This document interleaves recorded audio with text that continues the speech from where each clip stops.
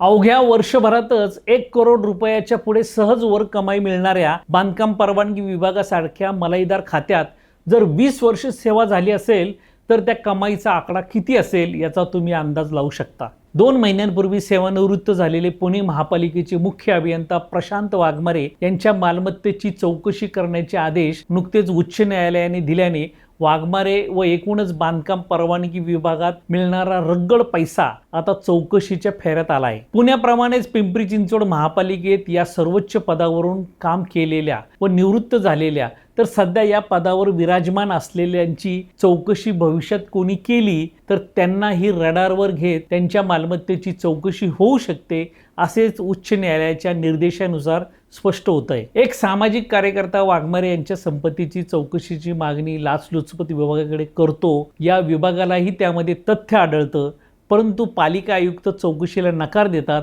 आणि शेवटी उच्च न्यायालय त्यामध्ये हस्तक्षेप करून चौकशीचे आदेश देते। असं हे थोडक्यात प्रकरण आहे। पुणे महापालिकेच्या सेवेत असलेले प्रशांत वाघमारे मूळचे पिंपरी चिंचवडचे म्हणजे वाकडचे। त्यांनी मुख्य अभियंता पदावरील 22 वर्षाच्या सेवेत 2000 कोटींची संपत्ती कमावल्याचे त्यांच्या विरुद्धच्या तक्रारीत म्हटले। आता उच्च न्यायालयाने चौकशीचे आदेश दिल्यानंतर दूध का दूध व पाणी का पाणी होणार हे निश्चित आहे। या निमित्ताने मोठ्या शहरातील महापालिकेचे मुख्य अभियंता हे पद मलाईदार असते काय या पुष्टीला बळकटी पिंपरी महापालिकेतूनच स्वेच्छानिवृत्ती घेतलेले मकरंद निकम यांच्या उदाहरणावरून मिळते। सेवेची अजून 2 वर्ष बाकी असताना त्यांनी स्वेच्छानिवृत्ती घेतली। वास्तविक 4 वर्षाच्या प्रशासन काळात निकम यांच्या स्थापत्य व बांधकाम विभागात धुवाधार बॅटिंग सुरू होती। तसं पाहिलं तर पिंपरी महापालिकेचा बांधकाम परवानगी विभाग व स्थापत्य विभाग सत्ताधारी पक्षाचे बलदंड आमदार व गाववाले बिल्डर कम नगरसेवक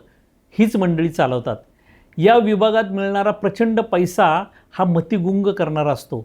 2010 ते 2024 हा काळ पिंपरी महापालिकेच्या बांधकाम परवानगी विभागाचा सुवर्ण काळ होता, कारण सर्वाधिक महसूल याच विभागाने महापालिकेला मिळवून दिल्याचा इतिहास आहे। आजही या पदावर काम करून निवृत्त झालेल्या किंवा अजूनही या पदावर असलेल्यांच्या संपत्तीची चौकशी झाली तर तो हादरवून सोडणारा विषय होऊ शकतो।